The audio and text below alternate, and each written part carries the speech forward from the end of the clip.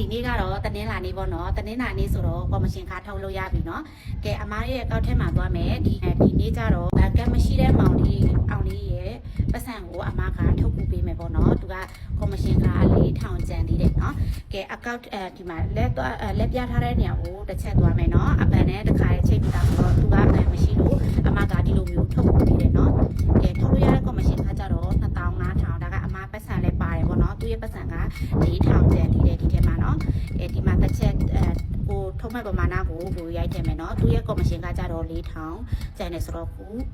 10ရာ1000ကဲ4000ထောက်ပေးမှာဖြစ်ပါတယ်နော်ဒီမှာငွေထုတ်ခြင်းဆိုတဲ့နေရာကိုတစ်ချက်သွားမယ်နော်ပြီးရ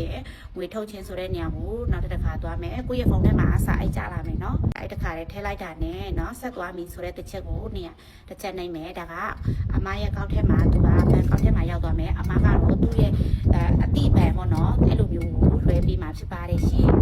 ဒီလိုမျိုးထုတ်လို့ရပြီဆိုရင်ဒီလိုမျိုး slip လေးပေါ်လာတယ်เนาะဒီ software မှာကျတော့ကိုက bank card တွေမရှိဘူး passport မရှိလေဒီလိုမျိုးထုတ်ဖို့ပေးလို့ရတယ်တကယ်လို့ကို bank card တွေရှိတယ် passport တွေရှိတယ် work permit တွေရှိတယ်ဆိုရင်အစိုးရကို300ခိုင်နှုန်းပဲအခွန်ဆောင်ရတယ်တကယ်လို့ကို work permit မရှိဘူးဆိုရင်တော့1500ခိုင်နှုန်းအခွန်ဆောင်ရတယ်ကိုကနိုင်ငံခြားသားမို့လို့ပေါ့เนาะဒါကြောင့်ကိုကဒီ software မှာဝင်မရှိလိုမျိုးထုတ်လို့ရတဲ့ပတ်စံတွေရှိတယ်ဆိုရင်ကို work permit တွေပါထည့်တယ်ဆိုရင်နည်းနည်းလေးပဲအခွန်ဆောင်ရမယ်တရားဝင်တဲ့ software မို့လို့အခွန်တွေဆောင်တယ်ဆိုရင်ကိုကစိတ်ချရတယ်ရှင်2500အခုဆိုရင်ဘယ်လောက်ကျန်လဲเนาะဒါကအမရဲ့ပတ်စံပဲကျန်တော့တယ်เนาะအမပတ်စံပဲကျန်တော့တယ်ဒီမှာ